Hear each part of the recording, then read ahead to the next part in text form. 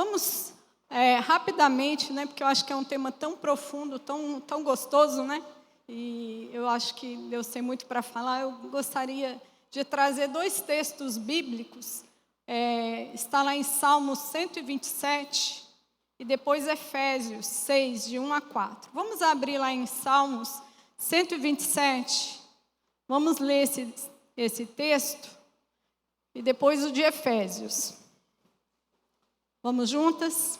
Vamos ler juntas? Salmos 127. Vamos lá?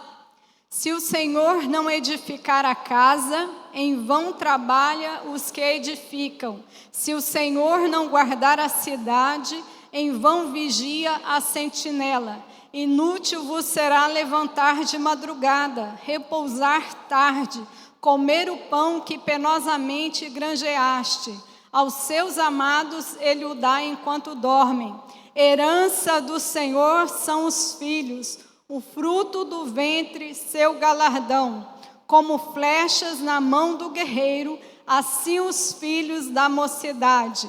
Feliz o homem que enche deles a sua aljava. Não será envergonhado quando pleitear com os inimigos à porta. Amém? Vamos lá para Efésios agora, capítulo 6, versos de 1 a 4. Vamos ver, eu tomei a cegueta, tá, gente? Vocês verem eu fazendo assim, porque já chegou a minha idade. Vamos lá. Vamos juntas? Filhos, obedecei a vossos pais no Senhor, pois isto é justo. Honra teu pai e a tua mãe, que é o primeiro mandamento com promessa, para que te vá bem e sejas de longa vida sobre a terra. E vós, pais, não provoqueis vossos filhos a ira, mas criai-os na disciplina e na admoestação do Senhor. Amém? Que palavra maravilhosa, né? Eu não sei se vocês já viram as crianças, quando elas são bem pequenas, e às vezes elas estão mudando de fase. E tem uma fase da criança que ela começa a perceber algumas faculdades mentais, ela está mudando. E tem uma fase da criança que, se você der 2 coisas para ela e ela tem que decidir, ela não consegue decidir ainda, porque a mentalidade, a faculdade dela ainda não tem a capacidade. Então, se você der, por exemplo, uma moeda de um real, né? Acho que não existem nem mais moedas, mas se você der uma moeda de R$1 para ela e der várias moedas de 1 centavo, que também nem deve existir mais, ela vai ficar na dúvida, mas ela vai escolher pelo que tiver mais perto, ou pelo volume, ou por aquilo que tiver, os olhos dela estiverem observando ali de imediato. Então, se a cor da moeda for reluzente, ela vai pegar aquilo. Se a mãe oferecer mais perto, ela vai pegar. Então, quando uma criança está chorando e você quer distrair ela para ela não pegar aquilo, você dá outra coisa e ela passa aquele choro, não é assim? Essa é uma fase infantil da criança, significa que ela ainda não está preparada. A mente dela ainda não tem um discernimento inicial, né? Ela ainda está amadurecendo naquela fase. E quando a gente fala, às vezes, de família, ou quando a gente fala, às vezes, de filhos, ou quando a gente fala de mães, né, como foi falado aqui, às vezes, nós temos ainda essa mente infantil. Nós somos como essa criança ainda, as faculdades ainda não estão tão bem. Nós espiritualmente não temos ainda todo o discernimento. É como se nós fôssemos crianças diante daquilo que Deus nos deu. E por que eu quero falar isso? Eu quero falar isso por algumas questões, né? E eu gostaria de trazer hoje 3 pontuações muito importantes que eu creio. Primeiro é os pensamentos deste mundo, que já trago aqui na introdução, que foi muito, muito maravilhosa, e muitos desses pensamentos são inverdades versus a cosmovisão bíblica sobre ter filhos, ou ser filho. O segundo ponto que eu gostaria de dizer, qual é a missão e o papel dos pais diante de Deus. Quando a gente fala filhos, alma que Deus nos confiou, nós estamos falando de missão e papel. E o terceiro é o legado que tanto o filho quanto o pai deve deixar nesta terra. Então, a primeira pergunta que nós deveríamos ou devemos fazer é: qual é a sua visão ou o seu conceito sobre ter filhos?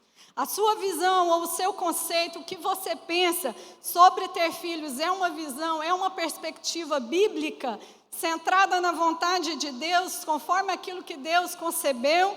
Ou você foi e é influenciado pelos conceitos deste mundo, que muitas vezes nós já falamos, é inverdades, é incorreto? Você acredita que o seu pensamento influencia o seu comportamento, ou você acha que não tem nada a ver? Eu gostaria de falar que os pensamentos têm a ver com o comportamento. Eu me converti aos 15 anos, mas eu fui enganada por essa geração. Muito tempo achava que ter filhos deveria ser um segundo plano. Então nós precisamos entender que muitas vezes os pensamentos do mundo são contrários à palavra de Deus, e nós nem sabemos que estamos pensando como o mundo. Nós só sabemos que estamos pensando como o mundo quando nós nos confrontamos, realmente, quando nós nos colocamos diante da palavra de Deus. Então, eu gostaria aqui de trazer algumas construções de pensamento secular, da visão secular. A primeira é que a palavra infância vem do latim, infare. Então, é um conceito, né? A palavra infância significa aquele que ainda não fala. A criança, né, vem da palavra criantia, que quer dizer uma fase de criação, aquele que precisa crescer. Até pouco tempo atrás, esse conceito de infância não existia. Não havia muita distinção. Então, esse conceito ele foi criado. Ele é uma criação das culturas e das épocas, embora sempre existisse a criança. Deus criou a criança, ok? Então, nós vamos ver alguns pensamentos que influenciam o pensamento brasileiro, porque nós sabemos que tem várias culturas no mundo. Mas nós estamos falando da cultura ou do conceito que é ocidental, né? Então, vamos pensar, as primeiras fases aí no período da antiguidade, ou num tempo mais remoto, tanto a criança quanto a mulher não tinham valorização, ela não podia nem falar. Ela era percebida dentro da sociedade como alguém que existia, mas nem a criança nem a mulher tinham voz. Não eram importantes de certa forma. Já no período medieval, a criança se torna um mini adulto. Eu trato ela como uma mini pessoa, ela é um mini adulto. Então, essa criança passa a ser disciplinada, ou orientada, ou educada para a mão de obra. Ela tinha um valor porque ela poderia trabalhar. Então, a educação era da família e era ainda muito centrada no ensino religioso. E nós vamos ver que essa religião é a influência romana, não a influência que nós temos aí cristã, mas a influência romana. Nós vamos ver que algumas nações, alguns outros povos, como a cultura ou a educação grega, já trabalhava a criança para o debate intelectual, e quando a criança não tinha essa visão, ela era desenvolvida para o militarismo, para o corpo, a reflexão do corpo. Depois nós vamos ver o Renascimento. O Renascimento vai trazer a rejeição de tudo que se diz Deus. Então, os ensinos que as crianças traziam até então começam a ser rejeitados, porque o Papa era Deus. Se o Papa era Deus, tudo que o Papa ou a religião católica falava começa a ser rejeitado, e aí a forma que se faz também é rejeitada. Mas aí vem a Reforma Protestante, que é a nossa raiz e o nosso pensamento. A Reforma Protestante, ela valorizou a educação nos lares. Os lares eram os lugares de educação. Inclusive, nós vamos ver a criação da imprensa e a leitura da Bíblia nas famílias, ok? Não só dentro da igreja. E aí a gente vai ver que houve, então, também uma contra-reforma. As igrejas, né, católicas ou a fé católica vai fazer a contra-reforma, inclusive levando pessoas, né, que são as missões jesuítas, que tinham que batizar. Então, a pessoa não podia ir para o inferno, tinha que batizar. O alvo era alcançar essas crianças ou essas pessoas para elas não morrerem pagãs. Depois nós vamos ver a modernidade, que foi a Revolução Industrial. Aí já é diferente. A criança começa a ser diferenciada do adulto. A criança, ela é diferente, ela precisa de amor. Então, o pai se torna um amigo, começa a conversar com essa criança. Mas a educação sai da família. A família não tem mais essa educação. As mães agora precisam trabalhar. As mães operárias começam a pagar as mães, que é engraçado o nome aqui, né? Que são as mães mercenárias. Tá? Quem são as mães mercenárias? Aquelas mães que não trabalhavam, que cuidavam das crianças para as mães que trabalhavam.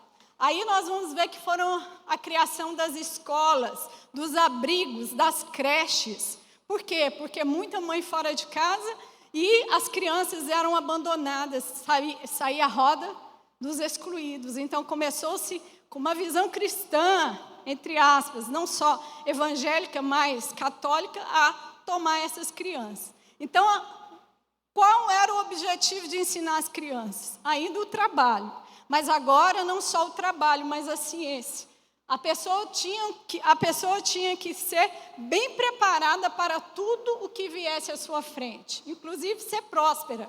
Porque as pessoas eram muito pobres, tinham que trabalhar duro. Então, se o filho fosse preparado para a escola, pela escola para as melhores carreiras, ótimo, ok? Aí nós vamos ver também a criança como símbolo da pureza. A criança nasceu, a criança é um anjinho. Quantas vezes nós ouvimos isso? A criança é um anjinho, né? A criança é pura. E aí nós vamos ver, diante de tanto essa parte da história, alguns movimentos surgindo, como o movimento feminista. Então, a escolha da mulher agora, a mulher tem voz. Eu faço o que eu quero da minha vida, do meu corpo, eu preciso ter liberdade. E aí vem o protagonismo, né? O filho passa a ser um pensamento de impedimento dessa potencialidade. O filho me atrapalha de estar casado e desenvolver uma vida sexual. O filho atrapalha muitas vezes a minha condição de intelectualidade, porque eu quero também estudar, trabalhar. E o filho está atrelado às tarefas de casa, lavar, passar, cozinhar. E essa visão de lavar, passar, cozinhar, ela passa a ser uma visão, às vezes, um pouco pesada, né? A mulher não quer mais essa visão, porque ela é secundária, ela é inferior à visão que o homem fazia. E aí nós vamos ver também, além dos filhos estarem atrelados a essa pontuação, né? Nós vamos ver a busca, né, de outras ações, como favorecimento, né? A pessoa quer crescer, então crescendo, ela pensa que menos filhos, melhor, porque o filho gera um gasto. Então nós vamos aí para a última, ou a penúltima, que é a modernidade e a pós-modernidade, que muitos nem veem muita diferença, tem uma pequena diferença, mas é o nosso momento atual, né? É o avanço do pensamento moderno. Então, é a partir de 1960, o reforço, né, pela tríplice pensamento. O individualismo, né, nós pensamos primeiro em nós, a escalada da razão e da ciência, né? O homem precisa descobrir tudo, e tudo tem que ser descoberto de uma forma que seja testada, tá bom? E o capitalismo, que é o mercado. Nós vamos ver dentro disso a era brutal da globalização, né? É o Windows. Quem lembra aí do Windows, né? O Windows, o símbolo, né, do computador, porque o Windows em inglês é janela, né? O Windows é a abertura para qualquer conhecimento que está lá fora. O homem agora tem que abrir a sua mente, tem que conhecer o que está do outro lado, né? E o que está do outro lado? Pode ser uma verdade ou pode ser uma mentira, pode ser um fake, né? E aí a escala da nova tecnologia, até agora, que é a nossa comunicação eletrônica, não é isso? A comunicação, a compra, a terceirização. Nós compramos e vendemos. Inclusive, nós compramos e vendemos partido, né? O tempo. Nós compramos o tempo da escola, nós compramos o tempo da internet, nós compramos o tempo... E aí vai, né? As tarefas também são terceirizadas. Você vai ali e compra uma comida no domingo. Então, esse é o pensamento da modernidade. Agora, há uma busca desenfreada pela saúde mental. Você sempre vai ouvir isso. As pessoas estão estressadas, cansadas, precisam de equilíbrio, né? Porque o homem parece que chegou num momento que está numa correria. A busca de uma felicidade, a busca de uma paz. Você vai ver muitas camisetas, palestras sobre fé, esperança, né? Porque as religiões orientais estão ativas. E o que é a religião oriental? É o homem à busca do seu próprio Deus. Entenderam? Então você vai ver inclusive os enfeites, né? Nos enfeites orientais, aquele gatinho que faz assim é um deus, né, chinês. Ele é um deus chinês. E as famílias vão trazendo os deuses orientais. A fabricação da criança e da necessidade. A criança agora passa a ser o quê? Um produto de mercado e um pedaço do mercado. Você vai lá no supermercado, tem as coisas infantis, tem a seção infantil. A criança, então, agora tem um poder de escolha. Tá certo? A mãe vai lá e fala, o que você quer? Você quer a mochilinha do... E agora pegou, porque eu não lembro qual que é a mochilinha. Mas ela pode escolher, da Hello Kitty, do não sei o quê, não sei o quê, não sei o quê, né? Eu estou desatualizada, mas vocês sabem, né? E quanto mais especial, mais caro é, porque a criança tem o direito da escolha, tá ok? Então, ela ganha agora atenção, porque ela é pública. Ela passa a ser pública, ok? E aí, David e Carol Merck, que eu vou falar depois deles, eles trazem um livro muito interessante sobre construindo um lar, mobiliando a casa. Quem tiver oportunidade, leia esse livro, maravilhoso. Muito do que eu estou trazendo aqui hoje está centrado no pensamento deles. Eles falam que existe aí um pêndulo entre o amor a esse filho, que é tudo para as famílias, esse filho amado, esperado, que está vindo, mas ao mesmo tempo essa preocupação com esse filho que às vezes impede um pouco. Impede o casal, impede o tempo, impede tudo, né? Os pais então correndo para dar tudo que esse filho quer, não é assim? Trabalhando mais, vivendo mais, correndo mais, porque o filho merece. Mas ao mesmo tempo eles achando o quanto o filho está difícil. Então, esse é um pensamento do mundo. Agora eu te pergunto, esse pensamento algumas vezes está batendo de frente com o pensamento de Deus? A primeira perspectiva, vamos ver então quais são as perspectivas bíblicas sobre o que é ter filhos, sobre o que é ser filho, ok? A Bíblia diz aqui no Salmo 127, nós já lemos. Antes disso, nós temos que entender que a Bíblia tem mais de 1.500 citações sobre a palavra criança ou filho. Então, é um assunto que Deus tem interesse. Se há tantas vezes na Bíblia dizendo sobre isso, é porque há um interesse. Então, a Bíblia fala muito sobre tanto a fase de bebê, como ele fala, né? Que da criança que é bebê, nasce o perfeito louvor. Quanto ao filho já de idade, quando ele orienta que os filhos devem honrar os seus pais. Então, a palavra de Deus está repleta de citações, de instruções, de orientações para se ter filhos e para os filhos desde criança até o adulto. Então, isso mostra o valor que Deus tem ou que Deus dá a esse pensamento, a essa parte da vida. Então, vamos ver alguns conceitos que a palavra nos traz, baseado nos salmos que nós lemos. Salmo 139. A Bíblia diz aqui... Salmo 127, mas antes da gente pensar no Salmo 127, eu queria lembrar o que Davi fala no Salmo 139, não precisa abrir, eu vou ler. Ele fala o seguinte: pois tu formaste o meu interior, tu me teceste no seio da minha mãe, graças te dou, visto que por modo assombrosamente maravilhoso me formaste. As tuas obras são admiráveis e a minha alma o sabe muito bem. O grande mestre, né, o grande Senhor Davi, falando que Deus já conhecia cada pessoa, cada um de nós, antes mesmo que nascêssemos. Então, a vida pertence ao Senhor. Ele olha e vê quão assombroso é a plenitude de Deus. Veja que um cientista, ele pode fazer qualquer investidura da ciência em termos de reprodução assistida. O homem chegou a um avanço muito grande, mas ele não consegue dar vida. O ato da vida é um dom de Deus. Então, esse é o primeiro princípio. Deus é o doador da vida. Ele ama fazer a vida. O primeiro princípio após esse está ali em Gênesis 1, 27 a 28.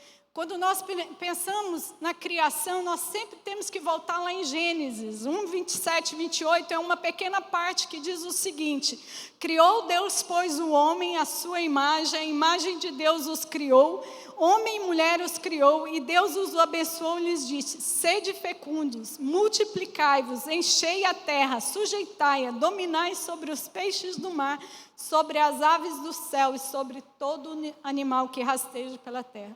O Senhor, além de ter criado a vida, ser dono dela, Ele faz um modelo para a criação. Ele diz que o homem foi criado à sua imagem e à sua semelhança. Aí vem o pensamento: por que Deus criou o homem? O que Deus queria na criação do homem? Então, Deus queria que Adão e Eva enchessem a terra. Então, primeiro princípio aí que nós vemos é que Deus cria os filhos. Deus permite a criação dos filhos, porque é prazer dele que o casal tenha filhos. Os filhos são concepção do modelo de Deus. Então, os filhos seriam uma reprodução para a imagem de Deus. A Bíblia fala: homem e mulher os criou, imagem e semelhança de Deus. E depois disso, Deus fala: vai e encha a terra. Então, os filhos eram para reproduzir a glória de Deus. Ou seja, nós precisamos entender que cada ser humano precisa glorificar a Deus na sua própria existência. É um mandato de Deus que o homem glorifique a Ele.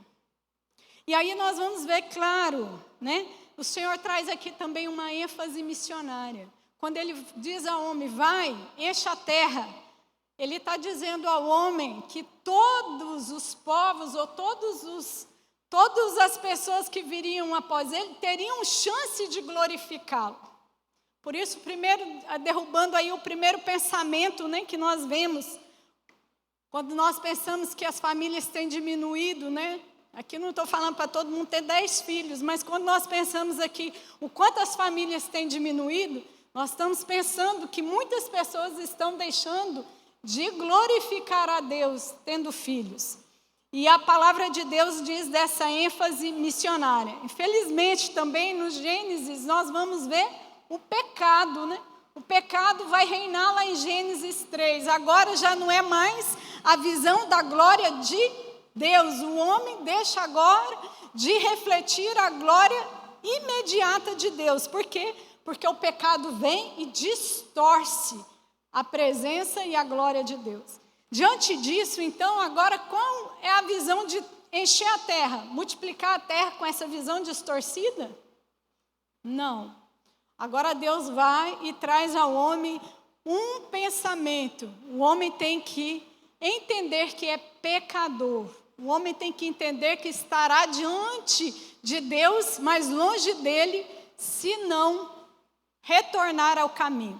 Então, o Salmo 127 agora, né, que nós já lemos, a Bíblia fala um pouco sobre isso. No verso 3, os filhos são descritos como herança e galardão. São duas palavras interessantes, né?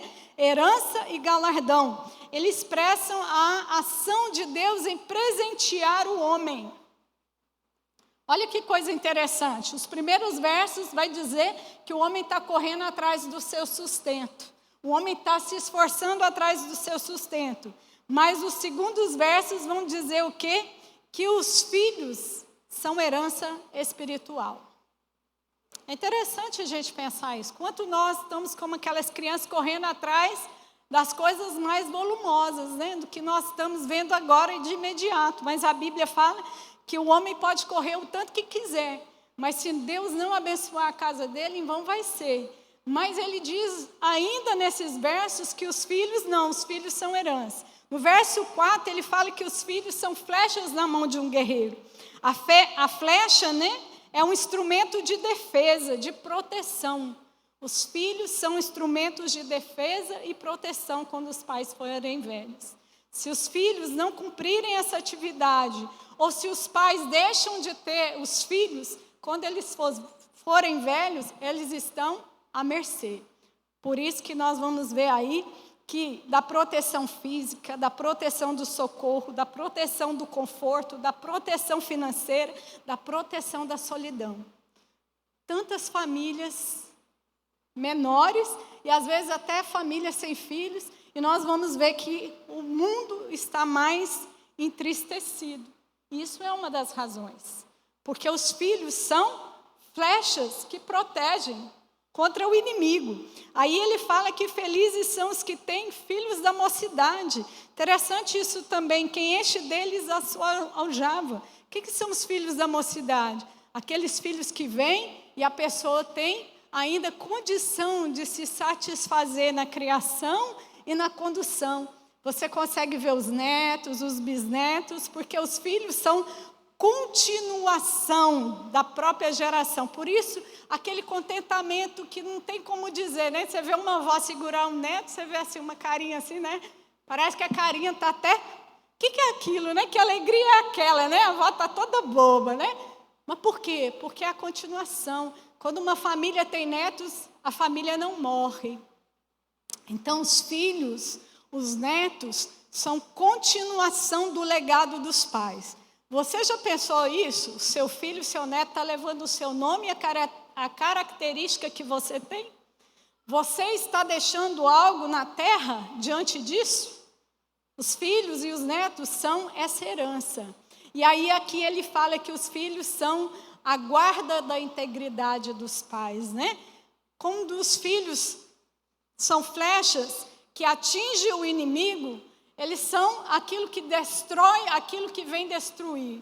Então, quando as coisas do mundo vêm destruir a família, os filhos são proteção, são muro diante dessas invasões. Provérbios, por isso que Provérbios fala, corrige o teu filho e tu terás descanso. Tu terás delícias, né? Porque os filhos são isso. Então, a Escritura, ela fala de um relacionamento lá no início, de Deus com os primeiros homens, né? Ou Adão e Eva, o primeiro casal. Mas Deus fala também do relacionamento dele na Trindade. Os filhos são assim também. Quando nós pensamos que a Bíblia toda, quando ela fala de Jesus, fala do relacionamento pai e filho. Nós estamos entendendo que Deus tem o desejo do relacionamento espiritual também. Então, diante o conceito judaico de filho, era que a responsabilidade era do homem ensinar o filho. O homem tinha essa responsabilidade. E os filhos eram ensinados ainda bem pequenos, né? Então, vamos amarrar essa primeira ideia. No pensamento secular, o lugar inicial é de desvalorização, né? Mas agora ele vai caminhando para o filho ter independência e escolha, livre dos pais. Tá? Então, do sem voz ao totalmente independente. O pensamento bíblico, ele é uma pessoa dentro do projeto da criação, mas ele não está solto. Ele tem os pais, o pai, o casal. Então, o casal é, vamos dizer assim, o centro da relação. O filho é fruto dessa relação. Não importa, então, ele é uma herança, ele é um galardão. Não importa se ele nasceu com problema. Não importa se ele tem limitações. Não importa se ele viveu 1 ou 2 anos. Não importa se ele é bebê ou se ele é já idoso. Ele é herança e galardão. Veja que é um pensamento sutil, mas ele é bem diferente. O casal é o centro e ele é o líder. A criança tem escolha, tem vontade? Sim, nós vamos ver isso mais à frente. Mas ele é orientado, porque a palavra diz que ele é tolo. Ele ainda com essa mente a ser formada, como eu falei. Ele ainda não tem a percepção, ele tem fases, né? E aí a diferença, ela traz o quê? O filho faz parte do plano missionário. Quando Deus fala, vai e enche a terra, Ele está falando que todos os povos seriam vistos e seriam alcançados da glória de Deus, porque os filhos veriam a glória de Deus nos pais. Então há uma diferença, né? Ele não é um anjinho. A Bíblia diz que lá em Gênesis 3 ele pecou, né? Quando nós ouvimos a palavra, todos pecaram e carecem da glória de Deus. Então, nós temos que tratar desde o pequeno até o mais velho como pecadores. Ele é pecado e ele precisa ser tratado no seu pecado. Ele precisa ser orientado no caminho da salvação, porque a glória está distorcida. A ação de Deus na vida do homem agora, por causa do pecado, foi distorcida. Ele tem uma capacidade de compreensão, mas a compreensão dele é limitada. Agora, em educação? A educação migrou dos pais, que era totalmente romano, católico, extremamente obscura, como nós sabemos que é chamada a era da obscuridade, ou a era negra, e ela sai agora disso para o filho precisa ser muito bom para ter um bom emprego, não é isso? Mas para Deus não é essa visão. A educação tem um fim missionário. A palavra vai falar do fim eterno. Não está mais nesse plano pequeno aqui, mas é um fim para a eternidade. Então a família é essa fonte, né?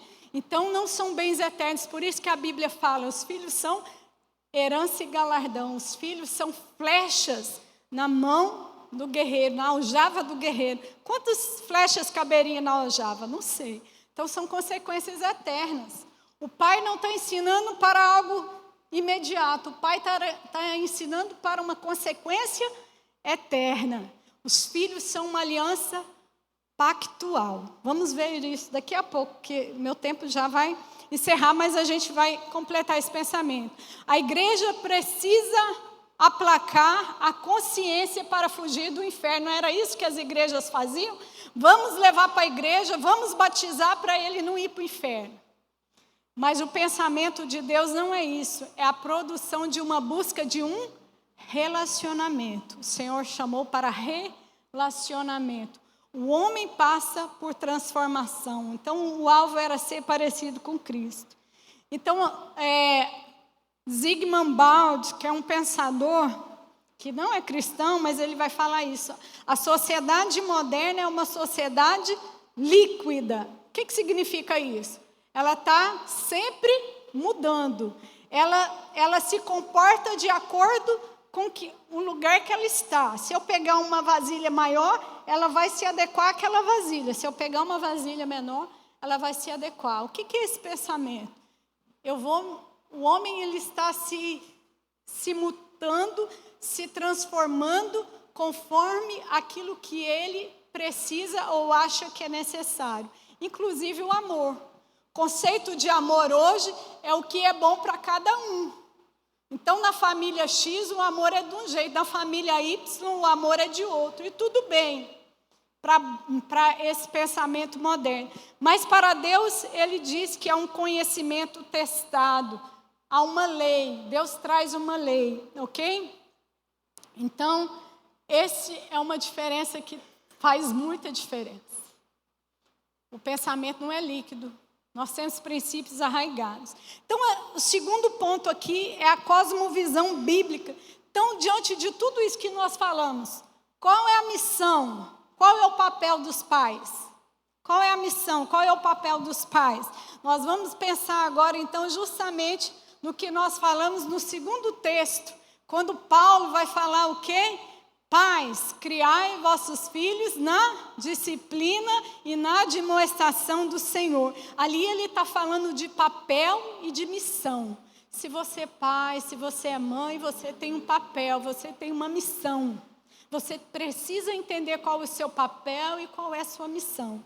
Então, o primeiro ponto aqui, tinha um pastor puritano que falava o seguinte: uma família cristã é uma pequena igreja, é uma sociedade de cristãos juntados para a melhor adoração e para o melhor serviço a Deus. Eu pergunto, a sua família, a sua casa é uma pequena igreja? A sua família, a sua casa, os seus filhos, é um local onde reina a paz e o serviço? Então, você precisa entender qual é o papel e qual é os pais da criação. O Hernandes Dias Lopes disse o seguinte: o papel dos pais na criação é o seguinte, é a missão mais complexa e mais importante dada por Deus a alguém.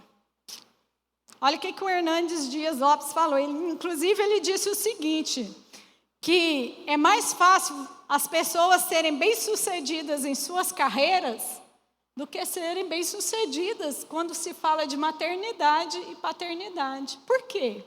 Justamente por isso. Porque muitos não entendem nem o seu papel, nem a sua missão. Então, vamos pensar qual é o papel segundo isso. Nós temos aqui alguns pontos que a palavra nos ensina. O primeiro ponto é que nós já falamos, mas nós vamos trazer aqui, segundo a visão de Paulo. O pai e a mãe, ele tem um papel de líder espiritual.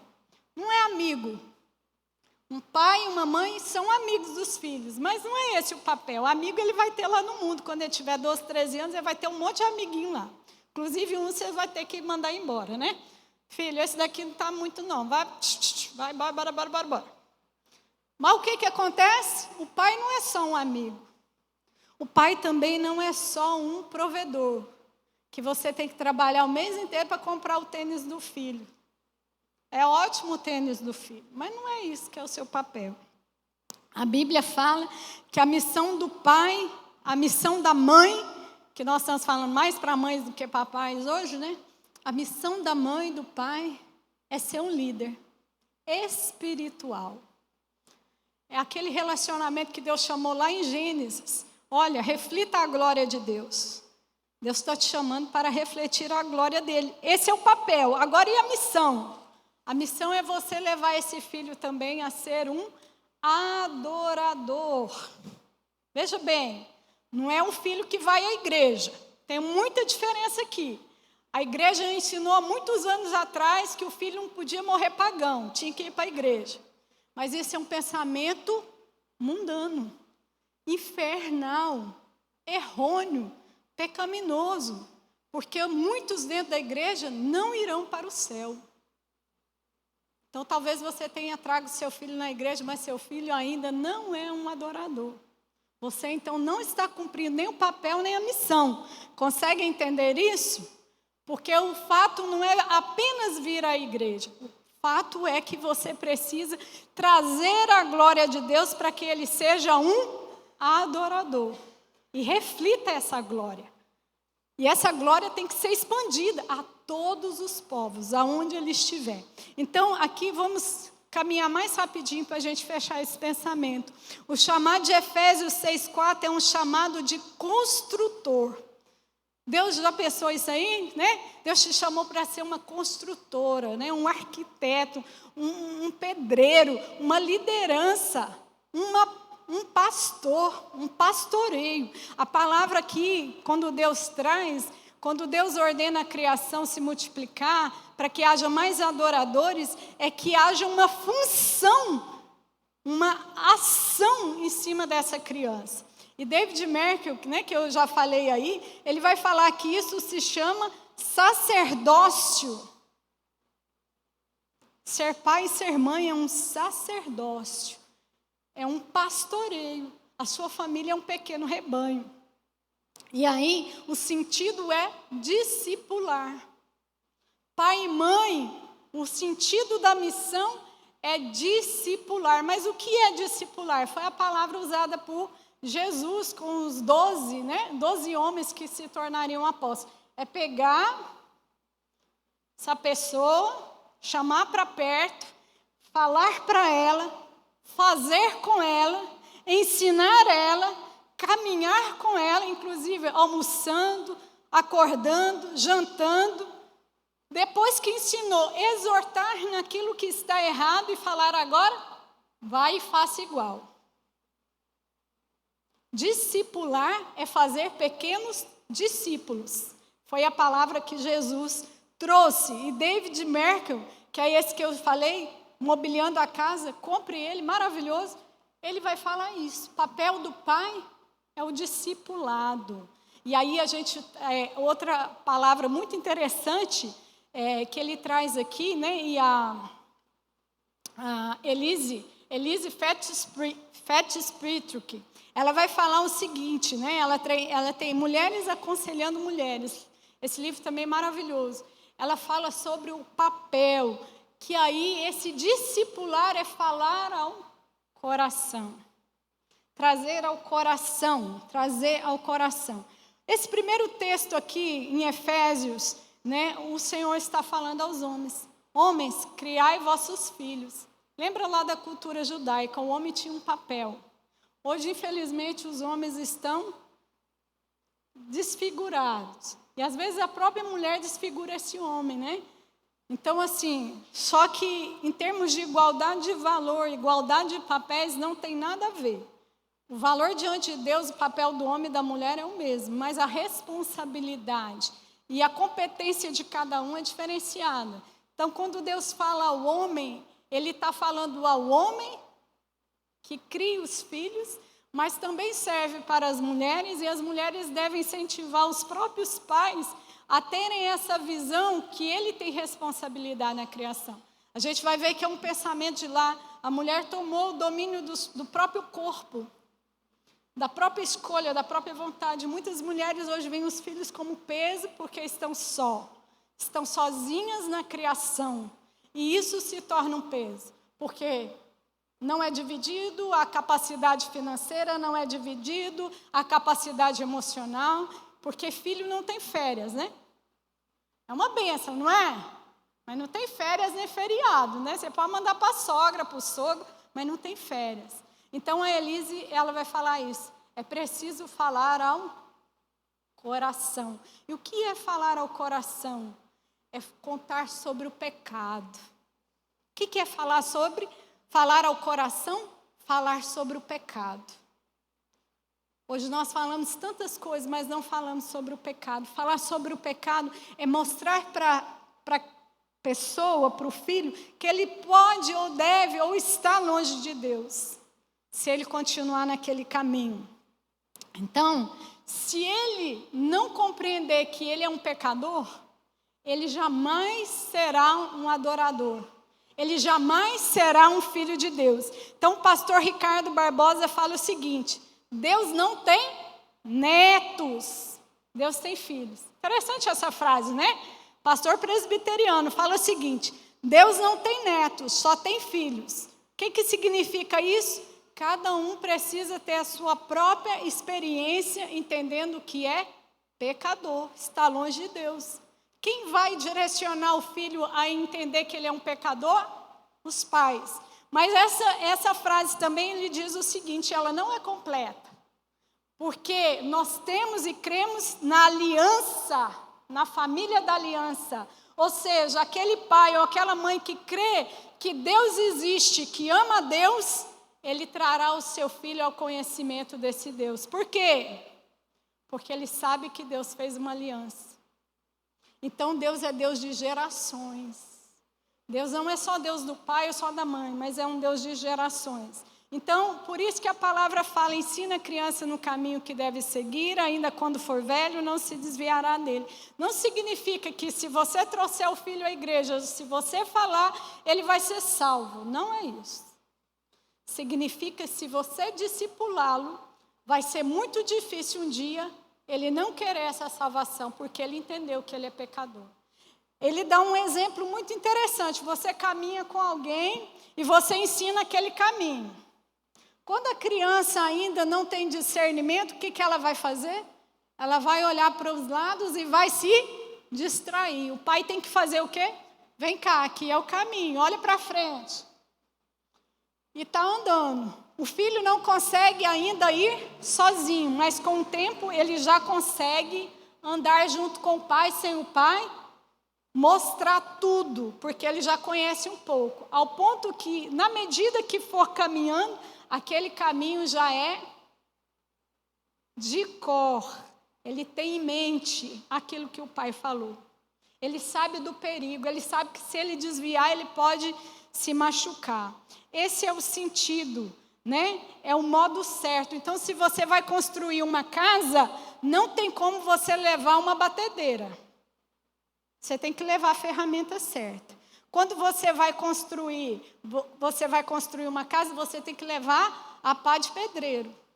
E a construção que a Bíblia diz é construir tijolo por tijolo.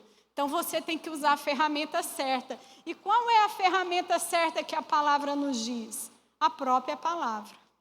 Por isso que tem muito filho de crente que não é crente. Porque não é feita a ferramenta correta. A palavra nos fala que a ferramenta correta é a palavra de Deus. A ferramenta correta é a palavra de Deus. E aqui ele vai dizer... Por que muitos jovens, muitos filhos, né, de cristãos não estão na igreja? Eu vou pontuar só algumas aqui. Não há um treino do coração.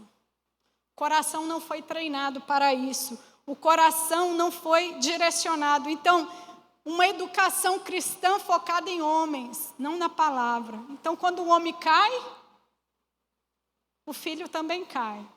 Um zelo mal direcionado. A criança agora é senhora, né? Ela não pode ser contrariada. Lembra lá do pêndulo, né? A criança, ela é um mini Deus, né? Na China, eles chamam as crianças de deusinhos. Interessante isso, né? Porque ela só pode ter um filho. Então, esse é um pensamento. Então, às vezes a criança vai à igreja, mas ela não aprende sobre o sofrimento, sobre o erro.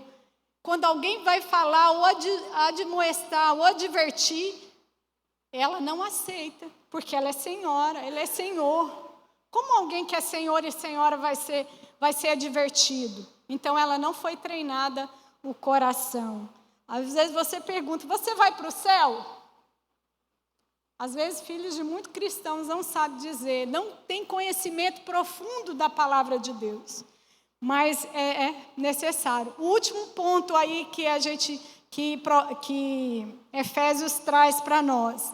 O mundo criais na disciplina do Senhor. Não provoqueis a ira também, ele começa assim. Então, são duas ordens. A primeira negativa, não provocar os filhos a ira. O que é provocar os filhos a ira?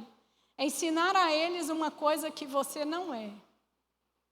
Então, como você... Hoje tem alguns convidados aqui. Eu queria falar para você, convidado, convidada. Como você quer que seu filho seja bem-sucedido e vá para o céu, se talvez você não tenha ainda um compromisso com o Senhor? Como você vai poder ensinar para o seu filho sobre Deus se você ainda não conhece a palavra de Deus?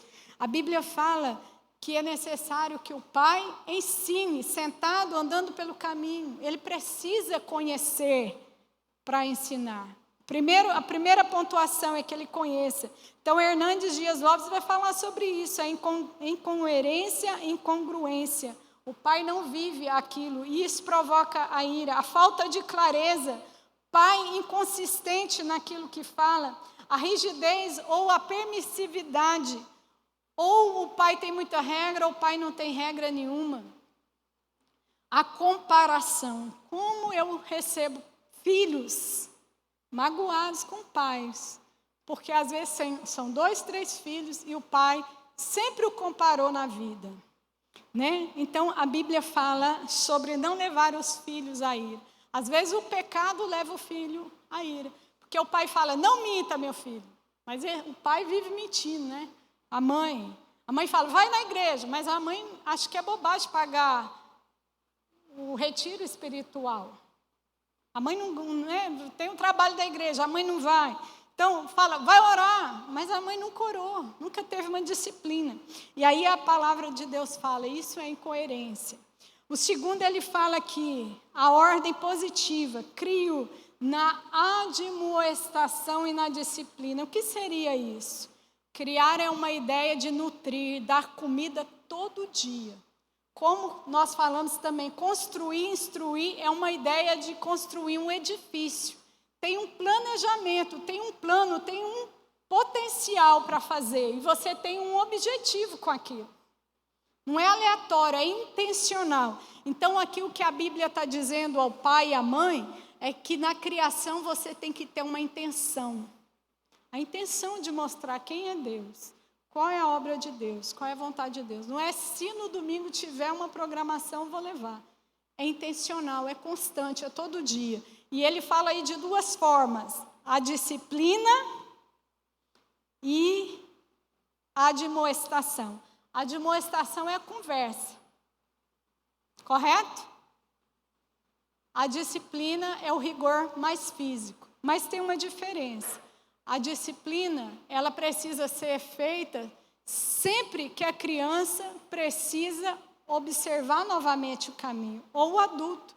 Um pai nunca vai deixar de exortar ou de admoestar, mesmo quando o filho for casado. Mas ele tem que ter a sabedoria em fazer. E a Bíblia fala que esse é o papel do pai, da mãe. Mas ele fala também da disciplina. Por que o pai tem que exortar ou disciplinar? Porque a Bíblia fala que Deus faz isso a quem Ele ama. Se você ama seu filho, você deve fazer. Porque se você não ama, ele vai ter todo o conceito que o mundo tem.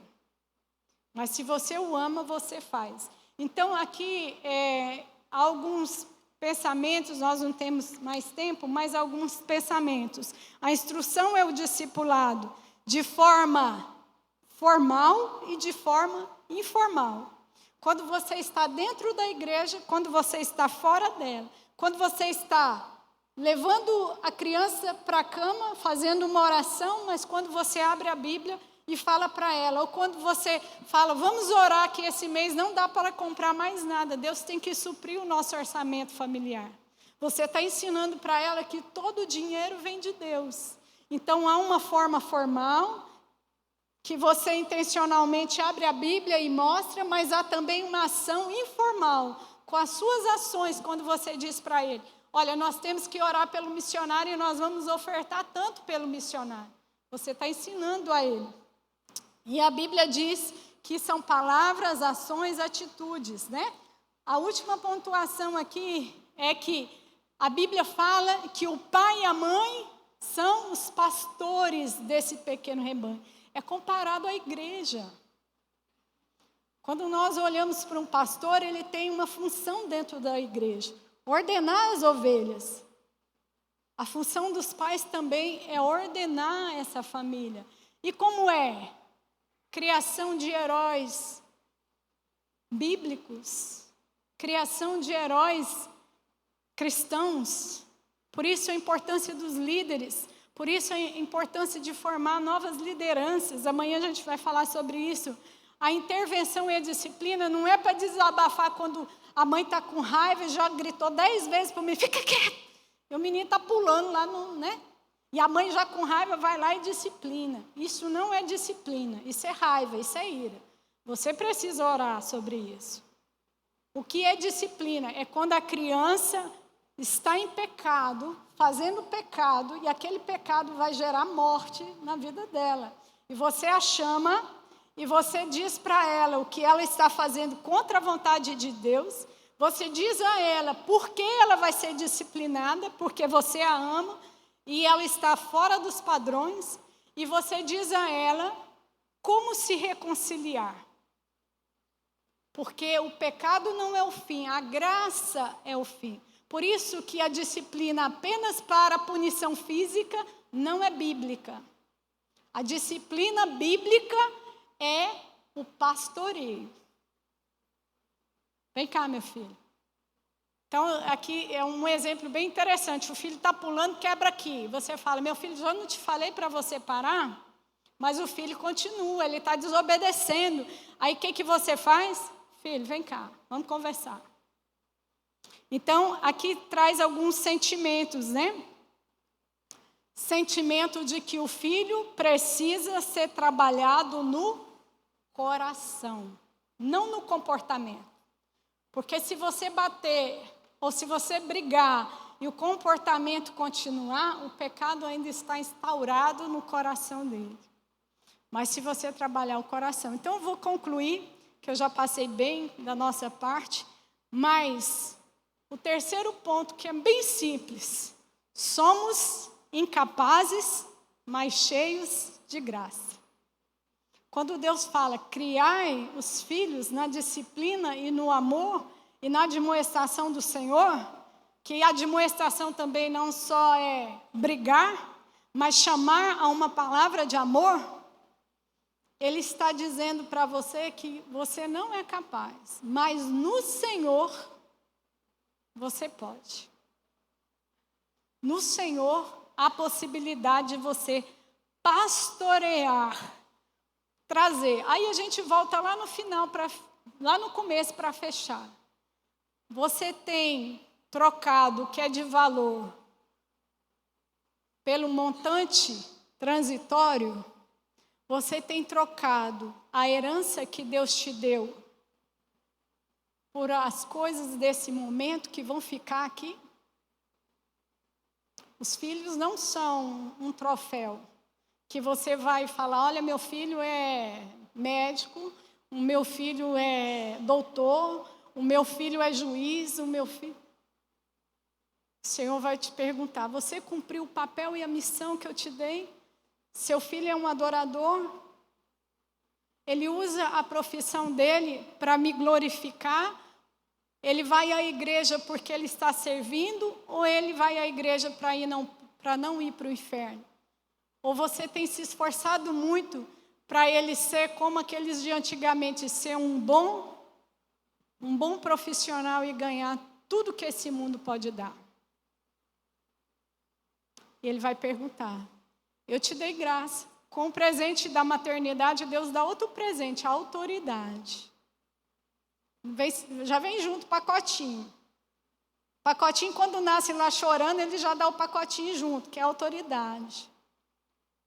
Ele já dá o outro pacotinho junto, mas talvez o pai está trocando as coisas desse mundo, transitórias, boas. Não ruins, boas, mas terrenas, por algo eterno. Porque quando você chegar diante de Deus e mostrar seus filhos ao Senhor, os filhos dos filhos vão levar o teu nome, a descendência vai ficar. Amém? Eu oro para que Deus levante você. Vamos orar então? Peço desculpa, passei um pouquinho do horário. Vamos levantar e vamos orar? Muitos pais hoje estão fazendo uma maratona para fechar as séries do Netflix. Muitos pais hoje estão com a janela aberta das internets. Os filhos hoje são senhores da sua casa. Levam para dentro do quarto o celular e veem o que querem. Os pais não têm pastoreado. Estão trocando o transitório pelo eterno. Mas o Senhor chamou você e seu esposo. Não desfaça da autoridade do seu esposo para serem pastores desse rebanho. Pequena igreja, pequeno rebanho que Deus lhe confiou. Amém? Que você possa lembrar da missão e do papel que Deus te deu. Vamos fechar os olhos. Eu queria agradecer esse tempo ao Senhor. Pai, muito obrigada pela palavra. Muito obrigada pelo tempo. Senhor, nós sabemos que muitas coisas que o mundo tem falado, inclusive hoje ser pais de pet. Senhor, o Senhor não nos chamou para ser filhos, nem pais de uma criação, mas de filhos que levam a glória do Senhor. Que o Senhor possa encher a nossa mente, o nosso coração com aquilo que é eterno. E que a gente não seja criança ou infantil, em trocar o que é eterno pelo que é mundano, pelo que vai passar. Mas que seja bênção do Senhor, que os filhos que o Senhor tem dado a cada uma aqui sejam flechas na aljava, para que quando chegar a velhice, cada uma aqui possa se regozijar no Senhor. E se existe ainda alguma irmã, algum irmão que tem falado ou tem desejado que o filho seja um filho de Deus, mas ele ainda não é, que hoje o Senhor possa tocar o seu coração, para que ele seja o exemplo, para que ele seja a ação, para que ele seja o líder espiritual eficaz que a tua palavra fala, para criar o filho na disciplina e na admoestação, na palavra e quando e se for preciso, na correção. Assim eu oro em nome de Jesus, Pai. Amém.